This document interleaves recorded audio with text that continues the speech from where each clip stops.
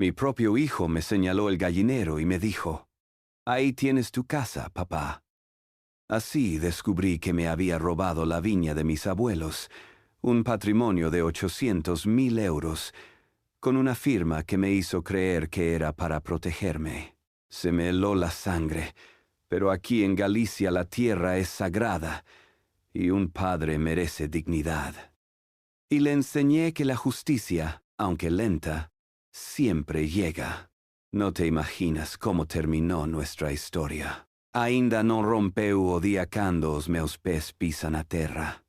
O frío da Ribeira Sacra métese nos osos, una umidade que non perdoa nin no verán. Abaixo coma un segredo, o rio Sil murmura. Non o vexo pero sinto. O olor é o de sempre, o da terra molada, o do musgo nas pedras, o de vida. As minhas mãos grossas e deformadas por unha vida de trabalho agarram as tesoiras de podar. Cada cepa de mencia que toco é unha conversa com dos meus devanceiros. Aqui está meu pai, e meu avó, e o pai do meu avó. Nesta terra inclinada, quase impossível, é onde guardo o que me queda. Quando a crise do 2008 levou por diante a minha empresa de construção, levou a minha confiança, os meus aforros, case todo. Pero não puido levar isto. A viña foi a minha salvação, a prova de que Manuel ainda existia. A minha espalda protesta com cada movimento, una dor sorda que xa es parte de min. Pero é una dor honesta, una dor que me ganhei. O son agudo do teléfono móvil é un insulto nesta calma. Quen me chama a estas horas, deixo soar, pero a insistência ganha-lhe a minha teimosia. Limpo a man no pantalón e descolgú. É Javier. O corazón dame un brinco extraño, una mistura de esperanza y esa bella desconfianza que un pai nunca quiere admitir. A sua voz soa distinta, más suave do normal, casi cariñosa. Un ton que non lle escoitaba dende que era un neno. Dime que vai vir, que este ano quere vir a vendima para axudar. A palavra axudar soa extraña na sua boca, como una pesa que não encaixa. Una parte de min, a do construtor que revisava cada cimento, dime que algo não vai bem.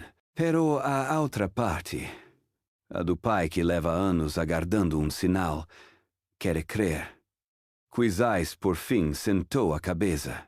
Quizás por fim entendeu que o seu futuro não estava nos livros de engenharia que nunca rematou em Vigo senão aqui.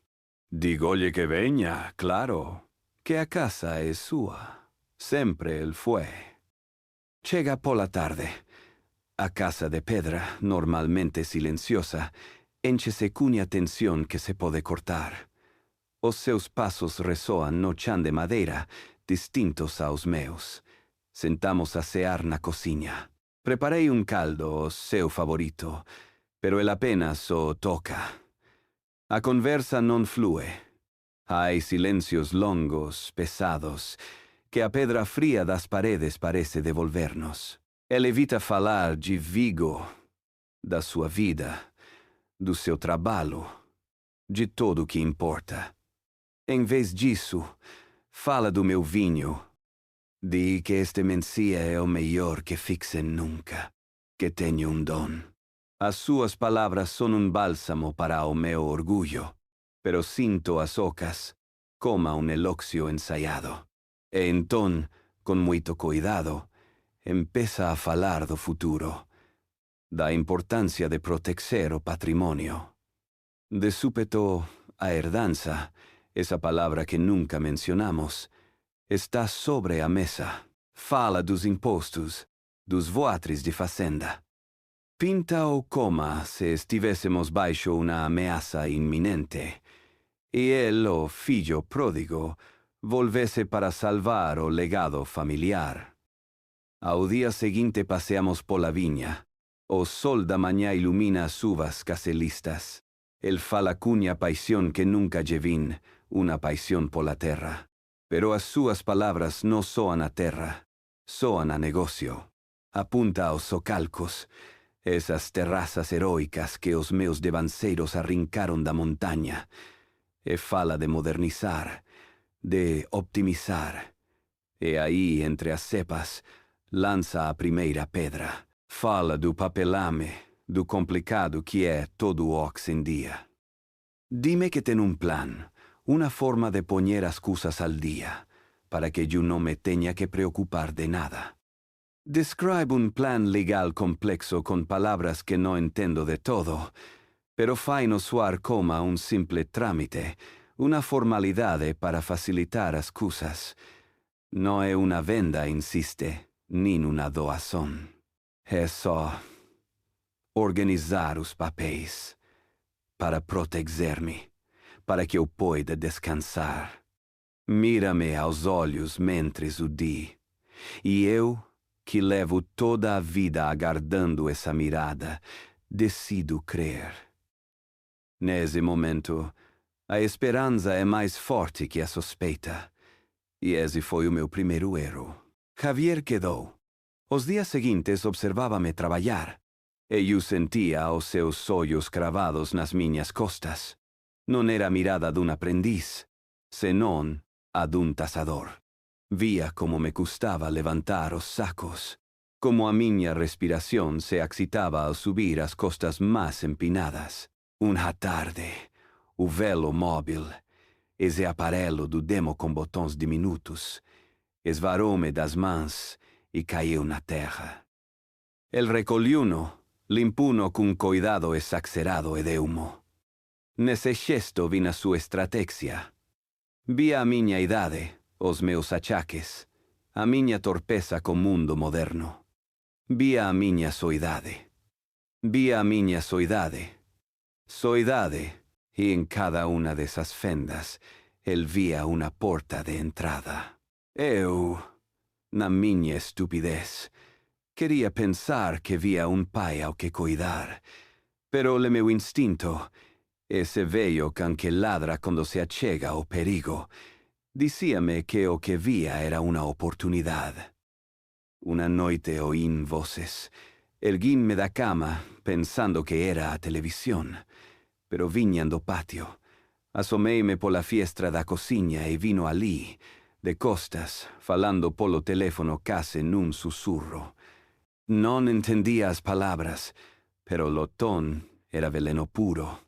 Era o Javier de sempre, o que se excitava em Vigo, o que fracassara. Era una voz acurralada, cheia de rabia y medo. Oí algo sobre un embargo, una débeda final. De súpeto, deuse a volta e viu a minha sombra na fiestra. Colgou ao instante. Cando entrou, a sua cara transformara-se de novo. Era o filho solícito, com sorriso forzado. Perguntei se passava algo. Ele negou, dizendo que eram só problemas do trabalho em Vigo, parvadas de provedor. Pero eu vira a verdade na escuridade do pátio, e essa noite o sono fugiu de mim. A imaxe daquele lobo com pele de cordeiro não me abandonou. A manhã seguinte, achegou-se mincando estava a arranchar uma das guias de arame. Traía um papel na mão. Parecia algo oficial, pero singelo. Explicou-mo com muita pressa, dizendo que era uma solicitud para uma pequena subvenção do Conselho para a compra de sulfatos ecolóxicos. Uma axuda de nada, uns centos de euros, pero que había que botá-las a. Puxo-mo diante, xunto cun bolígrafo, o meu porcentidinho por galego, esa voz interior que ven dos a voz, berrume que o lese. Pero eu estaba coas mans sucias de graja, a cabeza metida no arame, e el ali, de pé, esperando, como se lle estivese a facer perder un tempo precioso. Parecía tan normal, tan lóxico, un fillo axudando coa burocracia. E eu, Canso de loitar contra a minha propria esperança, firmei una assinatura rápida sem pensar. El colhiu o papel, sorriu e disse que Ekia se encargava a él. Nesse momento, sentí que acabava de romper un fio invisible. Acabava de superar a sua prova. Essa mesma noite, sentou comigo na mesa da cozinha. Puxo una botella do meu melhor vinho entre nós dois. Estava sério, formal. Foi então quando pronunciou por primeira vez essas palavras extrañas. Usufructo vitalicio por nuda propriedade. Soavan a lei, a cidade, a problemas. Vin a minha confusão na sua cara e aproveituna. Explicou-me como se lle estivesse a falar a un neno.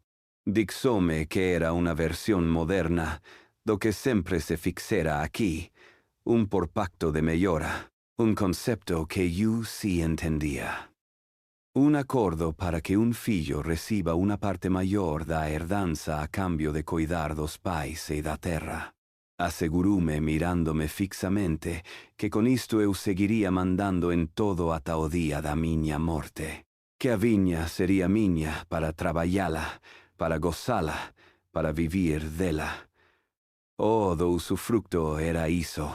E o da propriedade era só unha cusa nos papéis, para que el, como home novo, pudesse gestionar todo melhor, pedir créditos, modernizar.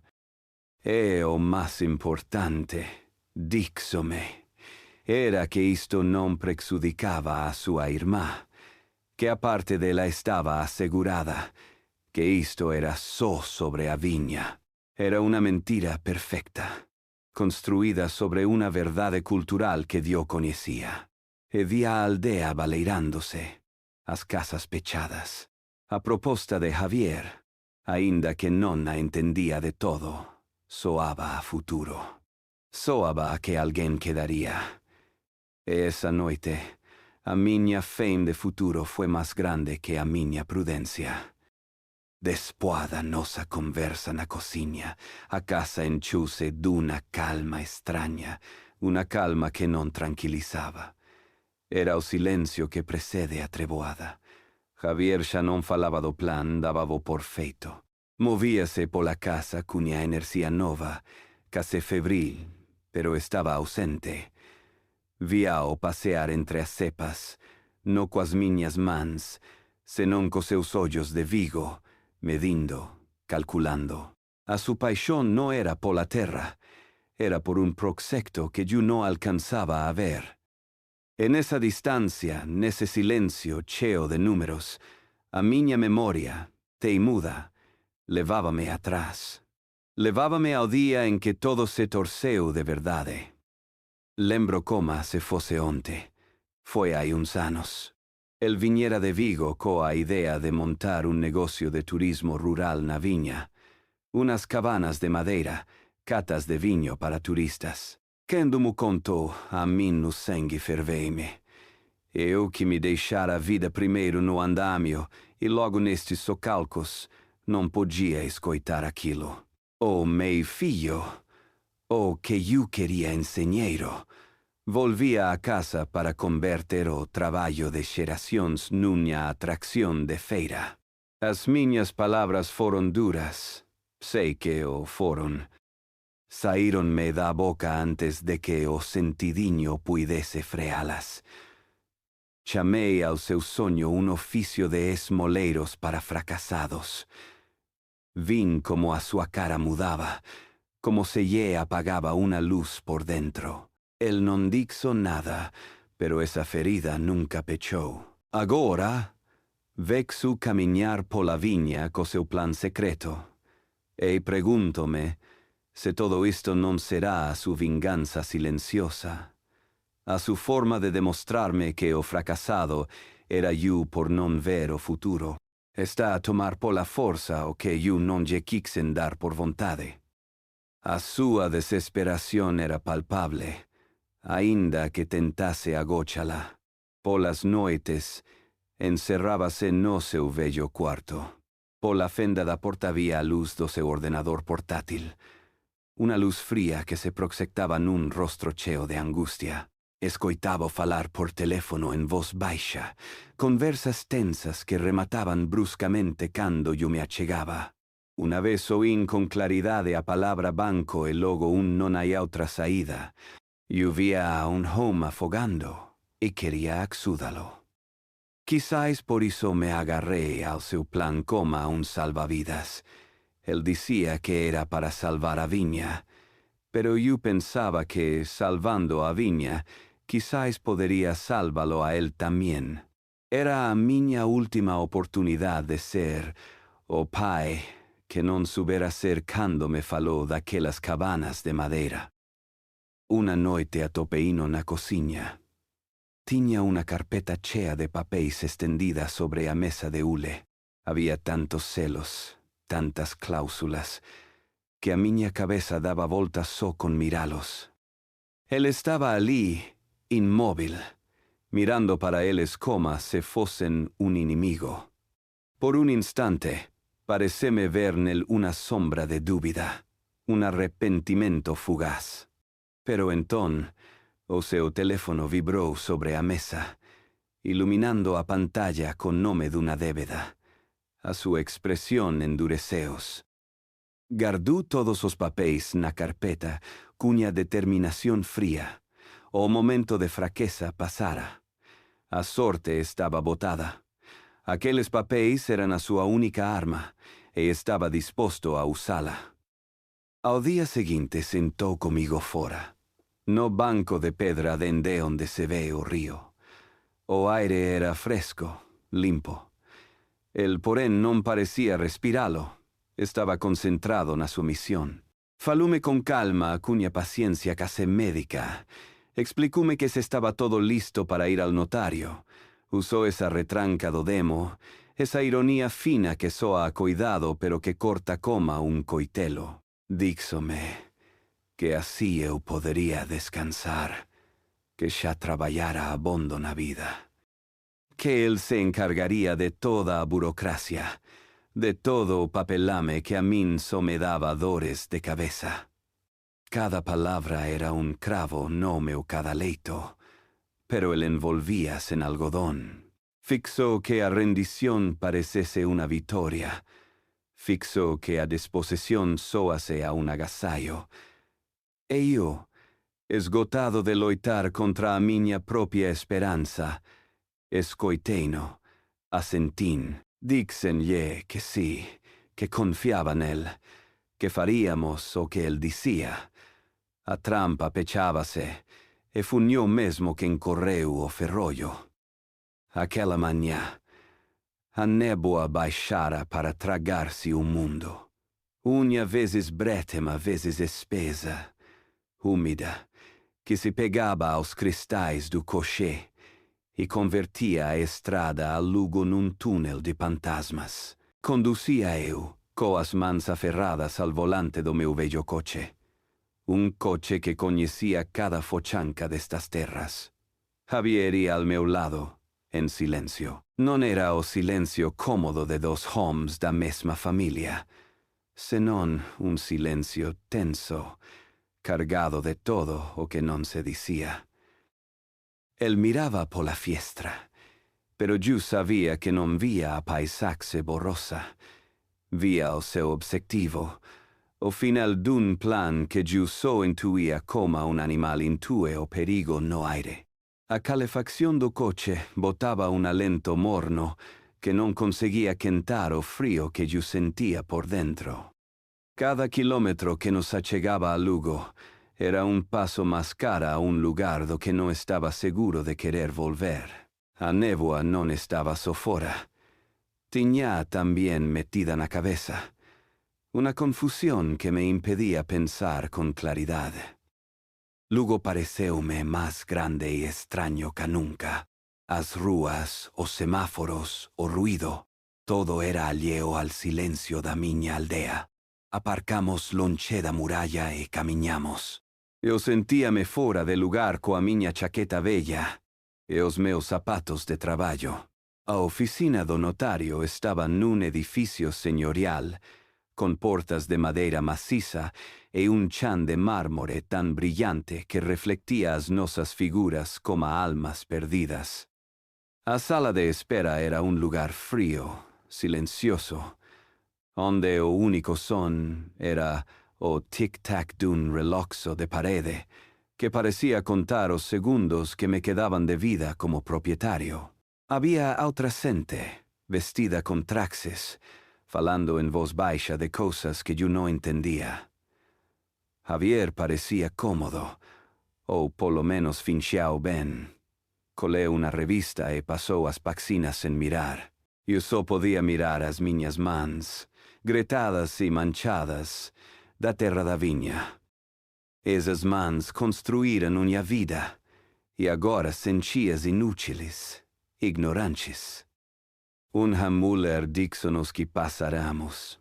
O despacho do notário era ainda mais imponente.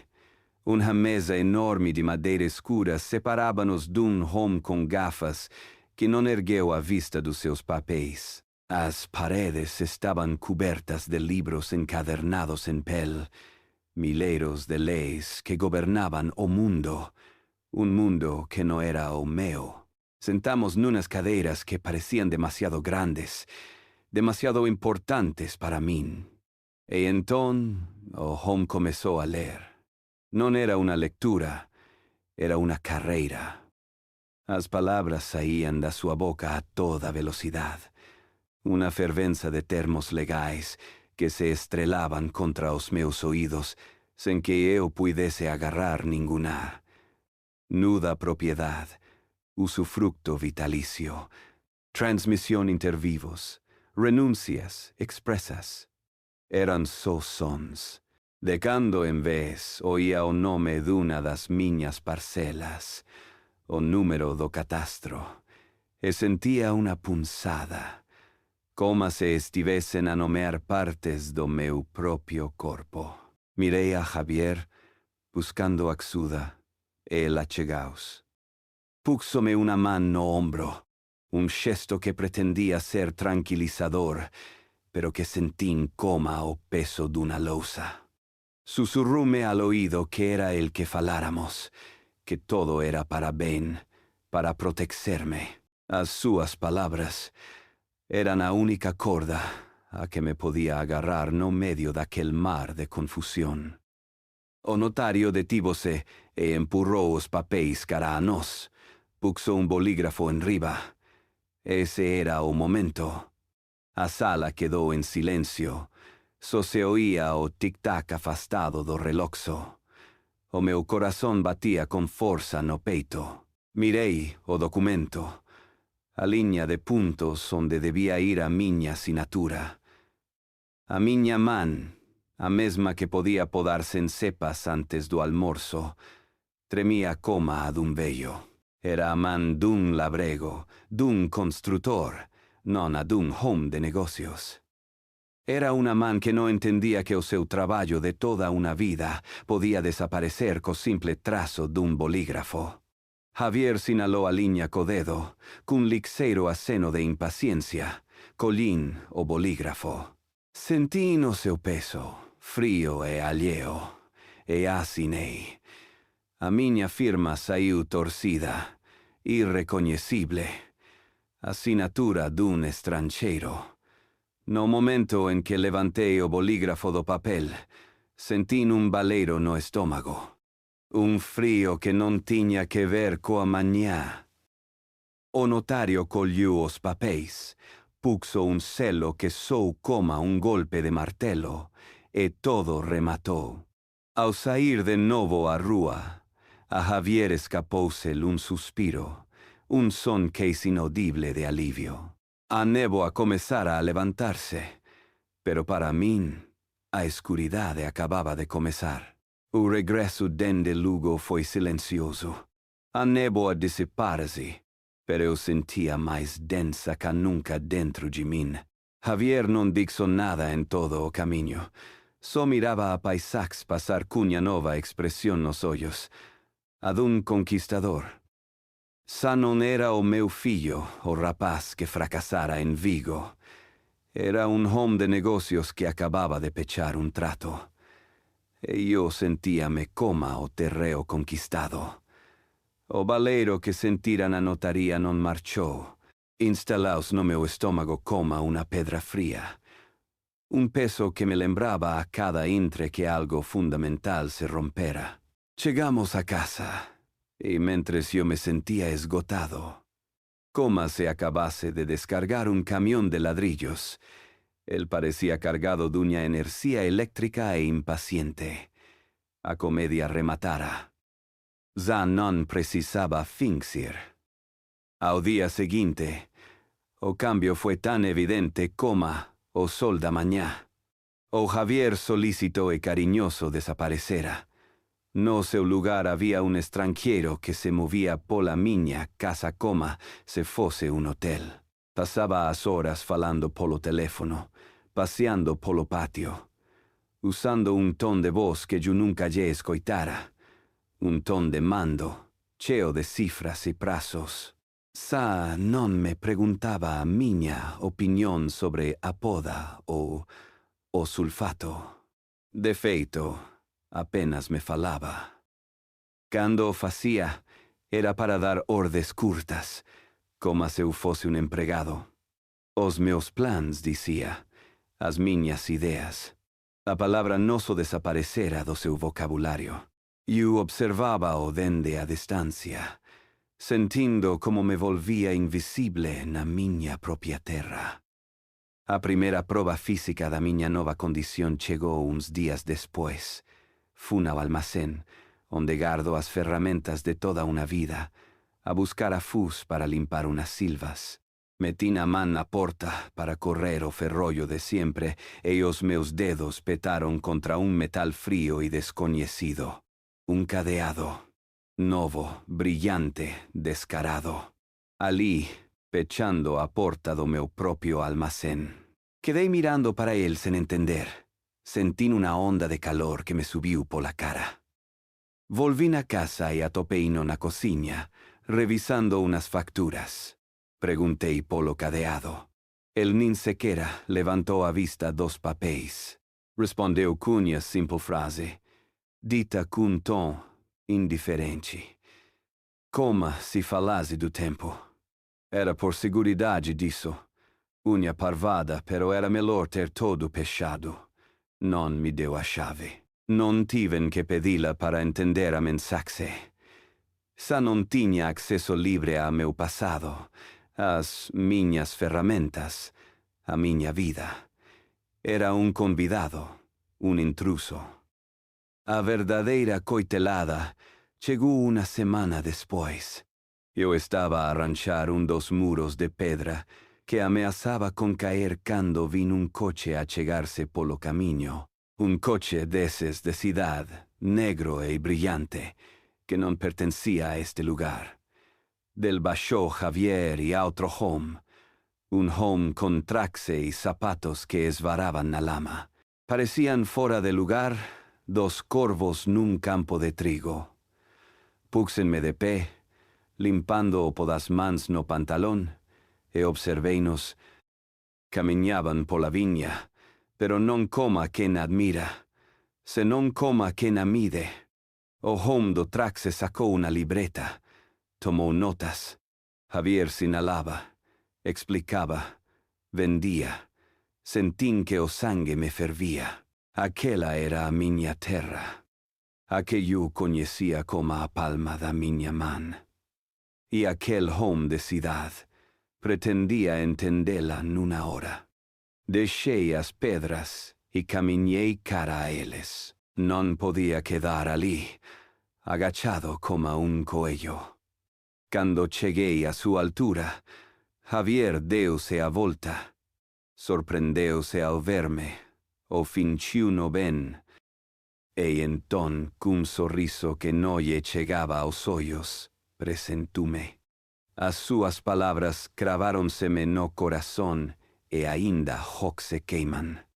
Presentume como meu pai, o que coidaba disto antes. Una sola palabra para borrar 72 anos de vida, de trabalho, de suor. Naquel instante, convertinme nuna fantasma, no antigo guardián d'un lugar que xa non me pertencía. Esa noite, nacea. A tensión era insoportable.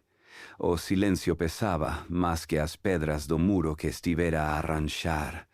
Comemos sen mirarnos. Eu sabía que se non falaba nese momento, calaría para sempre. Xuntei todo o valor que me quedaba, toda a miña dignidad ferida, e pregunteille. A miña voz saiu máis débil do que pretendía, a voz dun vello. Pregunteille quen era aquel home. Javier deixou os cobertos no prato com ruído seco. Ergueu a vista e sorriu-me.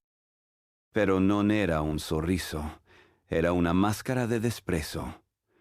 Un sorriso condescendente, cheo desa retranca velenosa que el manexaba tan ben. Respondeu coa calma dun verdugo. Eran cusas de negocios, Dixo. Causas que eu non ia entender. A forma em que o dixo, o tom, a pausa antes do papá, foi a labazada final. Non só me roubara a terra, estava a roubar-me a inteligência, o respeito. Estava a tratar-me como a um neno, como a um velho senil al que hay que apartar para que não estorbe. E eu quedei calado, non por cobardía, senón porque, por primeira vez, entendí a magnitud da traición. A guerra no era con berros, era una guerra silenciosa, e yo acababa de perdela. Después daquela cea, a casa convertiuse en una tumba. Compartíamos o teito, pero vivíamos en mundos distintos. Javier movíase como o dono e señor, e io refugiéme no traballo, na rutina de sempre, como un animal ferido que lambe as súas feridas en silencio. Pero a semente da dúbida, unha vez plantada, non deixa de medrar. E a minha medraba na escuridade, alimentada por cada silêncio, por cada mirada condescendente. Necessitava fazer algo meu, para demonstrar-me a mim mesmo que ainda existia, que o velho Manuel non morrera de todo. Foi então quando me lembrei daquela subvenção da União Europeia para a agricultura ecológica. Era un proxecto que tiña na cabeça dende había tempo, una forma de cuidar a terra, de deixala ainda mellor para o futuro. Preparar os papéis convertuse na miña obsesión, no meu pequeno acto de rebeldía. Cada formulario que enchía, cada fotocopia que facía, era un golpe na mesa. Era a miña forma de berrar en silencio. Esta viña ainda es miña. E teño plans para ela. Una tarde, coa carpeta chea de ilusións de papel, sentí a necesidade de falar con alguén que non me mirase con lástima ou desprezo. Chamei a miña filla, a Ourense. Ela sempre fora a que tiña os pés na terra, a que nunca confiara na repentina conversión de Javier. Conteille o que pasaba, pero sen todo o dramatismo, ao noso cheito quitándolle ferro. Falei do cadeado, do home do traxe, da sensación de ser un estranxeiro na miña propia casa. Ela escoitou en silencio, e cando rematei, a súa voz sou firme, sen fisuras. Díxome que deixase de darlle voltas, que as sensacións non servían de nada. Aconsellume que fose al consello de xantada, que pedise unha nota simple do registro da propiedad, un papel. A verdad, díxome, case sempre está escrita nun anaco de papel. A súa certeza deume a forza que me faltaba. Colguei o teléfono, sabendo o que tiña que facer. Sa non era por unha subvención, era para saber a verdade. A oficina do Concello enchantada cheiraba a papel velo e a produtos de limpeza. Un cheiro a rotina, a burocracia. As luces fluorescentes do teito daban una luz pálida, casi triste, que facía que todo parecese más gris. Detrás do mostrador había una rapaza nova, a fila de carme, a dobar. Coñecía dende que era una nena. Sorriume con profesionalidad, pero puiden ver a sorpresa nos seus ollos al verme ali. Expliquélle que viña pola subvención e case coma se non tivese importancia, engadín que tamén necesitaba una nota simple das miñas parcelas. Ela asentiu e comezou a teclear no ordenador. O zumbido do aparello era o único son na sala. Yo agardaba, de pé, sentindo como as miñas mans comezaban a suar. Sabía que nesa pantalla estaba a miña sentenza. E sabía que, fose cal fose, no momento en que ela a lese, a noticia correría pola aldea antes de que eu chegase a casa. Vin como a súa expresión cambiaba, a súa fronte engurrause lixeiramente. Volveu teclear, mas a modo esta vez, coma se non crese o que vía. Ergueu a vista do ordenador e mirum. En esa mirada vino todo. Vino antes de que dixese una soa palabra. Había confusión, incredulidad, y por riba de todo, una inmensa lástima. A súa boca abriuse e pechuse un par de veces. Finalmente, carraspeou e dixo as palabras, cunha voz casi inaudible, como se tivesse medo de romper-me. As palavras que o cambiaram todo. Sinto, Senhor Manuel, pero segundo o registro da propriedade, vostede non é o proprietário destas parcelas. O mundo detivose. O zumbido do ordenador, o cheiro a papel velo, a luz gris, todo desapareceu. Só quedaban essas palavras flotando no aire, repetindo-se na minha cabeça unha e outra vez. Non sono o proprietario. Non sono proprietario. Ela, vendo a minha cara, a minha palidez, apressurou-se a imprimir o documento. Puxo-mo diante, no mostrador. As minhas mãos tremiam tanto que case não podia succeitá-lo. Ali estava, em branco e negro, sem possibilidade de erro.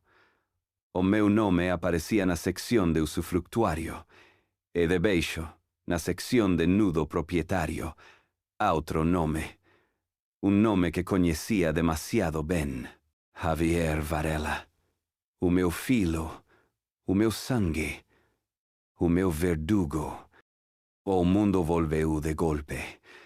Pero era un mundo distinto, un lugar alheio e hostil. Non lembro como saín de ali.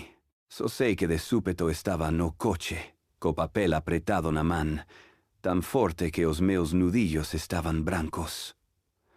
O camiño de volta á aldea foi una tortura. Conducía en modo automático, coa vista fixa na estrada pero sen ver nada. Cada viñedo que pasaba, cada socalco que vía na ladeira, sentía o coma una acusación. Eran coma espellos que me devolvían a imaxe dun idiota, dun bello crédulo que se deixara roubar a alma diante dos seus propios ollos. A terra seguía aí, fermosa e imponente baixo o sol da tarde, pero ca non era miña. Yo era una fantasma viaxando por una paisaxe que acababa de perderme para sempre. O coche aparcou só, coma se coñecese o camiño de memoria. As miñas mans, aínda que aferradas al volante, non tiñan forza. O motor calou, e o silencio da aldea caeu sobre min coma una pedra. Quedei ali dentro, coa nota simple do registro engurrada na man dereita, o papel húmido pola miña suor fría. Cada letra daquel documento era un anaco de vidro roto no meu interior. Sa non sentía a sorpresa nin a tristura. Só un frío intenso, una calma terrible que non coñecía. Era a calma do que xa o perdeu todo e non ten nada máis que temer. El estaba fora, no patio. falando por teléfono. Paseaba de costas a min, coa voz chea dessa confianza que lle nasera nos últimos días. Cando baixei do coche, o son da porta ao pechar sou coma un disparo. Deuse a volta. A sua conversa interrompeuse a media frase. Viu a miña cara, e nese instante subo. Soubo que eu sabía. A máscara de fillo solícito, de empresario de éxito, de salvador da familia, caeu al chan e rompeu en mil anacos. Colgou o teléfono sen despedirse. Agardum, inmóvil, coma un acusado esperando a sentenza. Non dixemos nada. Camiñei cara a casa. El seguiume a uns pasos de distancia.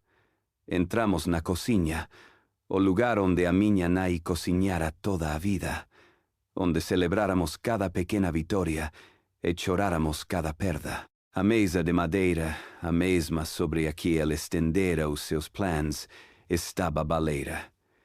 Fan ata ela, alisei o papel engurrado coa palma da man, unha e outra vez, como se quixese borrar o que poñía, e logo, sen dicir palabra, puxeno no centro da mesa. O papel quedou ali, branco e frágil, pero cun peso insoportable. Era a proba, a confesión asinada, o corpo do delito. O silencio na cociña era tan fondo que podía oír o zumbido dunha mosca atrapada no cristal da fiestra. Erguín a vista e mireino. Os seus ollos fuxían dos meus, buscaban un punto calquera na parede, no chan, en calquera sitio onde no estivese a miña mirada. Esperei. Deixei-no afogar nese silencio, un silencio que berraba más que calquera insulto. Finalmente, xuntei o aire que me quedaba, nos pulmóns e pronunciei a única pregunta que importaba. A miña voz non foi un berro, foi un murmurio, un fío de voz roto que apenas se oiu na quietude da cociña. Una pregunta que non pedía una explicación, senón un imposible. Que fixeches, fillo? A palabra fillo saiu-me das entrañas, un último intento desesperado de atopar ao neno que eu criara debaixo daquela pele de traidor. El baixou a vista cara ao papel. Mirou-no como se o visse por primeira vez, e entón vin algo que me xelou o sangue. A sua mandíbula tensuse, os seus puños pecháronse. Na sua cara non había arrepentimento, non había culpa, había rabia. A rabia do ladrón sorprendido, no medio do rubo. A carraxe de ser descuberto. Nese intresuben que no había volta atrás. Non había erro que emendar, só una traizón calculada. O meu corpo comezou a tremer. Un tremor incontrolable que nacía no fondo de min. A rabia, contida durante días, comezou a subirme pola gorsa. Pero no berrei. A miña rabia saiu en forma de palabras frías, precisas, como anacos de seo. Falei da súa irmá, do que acababa de facerle. Falei dun abogado, do que significaba a palabra estafa. A ameaza quedou flotando no aire, cambiando o equilibrio de poder. Quizá non era un vello confundido, era un home que comezaba a loitar. E foi entón cando el, vendo que o seu castelo de mentiras se derrubava, decidiu queimar a última ponte. Decidiu romper o último código. Acabou-se a retranca. Acabou-se o engano sutil. A sua voz, quando falou, era dura, directa, cheia de uma crueldade que nunca emaxinara. Estava farto de fingir, dixo, farto de mim, da minha teimosia, do meu apego a um anaco de terra que não valia para nada. O aire faltava-me. Sentia que me afogava. No medio daquele pesadelo, aferrei-me à única pergunta prática que se me ocorreu, a última peça do crebacabeças que não entendia. Preguntei-lhe para que servia então todo aquilo do usufructo, se eu já não era o dono, onde se suponía que debía vivir. A que se refería quando dixo que eu seguiria mandando en todo ata que morrese. Ele escoitou a minha pergunta. Un sorriso terrible. Un sorriso sen alegría. Debuxouse na cara. Fixou un aceno coa cabeza, como se me invitase a seguilo. Levantouse da mesa e saiu al patio. Eu, como un autómata, fun detrás del. O sol da tarde comezaba a caer, tingindo o céu de laranja e ouro. Camiñou en silencio ata o fondo da horta, ata a esquina más esquecida, onde ainda quedaban en pé as ruínas do vello galiñeiro. Una construción de pedra e madeira podre, co teito afundido, un lugar onde saninas ratas querían vivir. Parou diante. Deus a volta para mirar-me, e cunha frialdade que nunca esquecerei, levantou um braço e sinalou para as ruínas, e dixo a frase que o sentenciou para sempre, a frase que violou toda a lei humana e cultural. Aí tes o teu usufructo, e onde pertencem as galinhas velhas. Despois daquele dia, não volvim dormir na casa. Marquei co posto. A minha filha veio recolher-me e levou-me com ela a Orense. Passaram 6 meses. 6 meses nos que o mundo seguiu girando, pero o meu detive-se naquele intre, diante do galinheiro. O corpo perdeu peso, pero a alma ganhou no endureza. A dor, al princípio um lume que queimava por dentro, foi arrefriando até converter-se num anaco de cheo, instalado no peito. Já não há báguas, só queda o frio e a determinação. Um domingo, a minha filha levou-me no coche. Subimos por unas estradas estreitas ata um desses miradoiros dende onde se vê toda a Ribeira Sacra. Ali abaixo, como uma maqueta perfecta, estava a minha vida, a nossa vida. Estava a vinha, um tapiz verde e ordenado que caía cara ao rio. Dende longe, todo parecia em paz. Calquera diria que ali não passara nada. Pero eu xa não a mirava cos olhos do dono, nem sequer cos do labrego. Mirava cos olhos dun estrangeiro. Sa non sentia por morrinha por pola terra. A terra es terra. O que sentia era la por morrinha por polo fillo que crinter, polo home que nunca existiu. A terra seguia ali, indiferente a nossa traxedia. E eu, por primeira vez, sentim que a minha loita xa non era por recuperá-la. Era por algo mais importante. Era por recuperar o meu nome. Nesse mesmo intre, mentres mirava a paisax, o teléfono vibrou no meu peto. Saquei-no por inércia. Na pantalla, un nome que xa non reconhecia como meu. Javier. Durante un segundo, o corazón ameaçou con desbocarse, pero o ceo do meu peito gañou a partida. O meu dedo, sen que a cabeza tivese tempo de duvidar, moveus cara ao botón vermello e rexeitou a chamada. Foi un xesto pequeno, case insignificante, pero sentino coma o acto máis poderoso que fixera en meses. Era o son dunha porta que se pechaba para sempre. A miña filla, que ouvira todo en silencio, puxo a súa man sobre a miña. Non dixemos nada, non facía falta. A sentenza da comunidade chegou sen xuíces nin abogados. Contumo a miña filla, que a súa vez o subo por unha curmá. Javier entrara no bar do povo, o único que queda aberto. No momento en que cruzou a porta, as conversas morreron. O silêncio caiu sobre as mesas como uma rede. Os poucos homes que ali estavam deixaram de mirar as suas partidas de cartas e cravaron a vista nos seus vasos. Ninguém o mirou, ninguém o saudou. Carme, detrás da barra, serviulle o café sem dirigirle a palabra, como se estivesse a servir a una sombra. El bebeuno de pé, d'un sogrolo, e marchou. Quando a porta se fechou detrás dele, o murmúrio da vida volveu encher o bar. Conseguira aterra-se, pero a cambio, converteu-se em unha fantasma.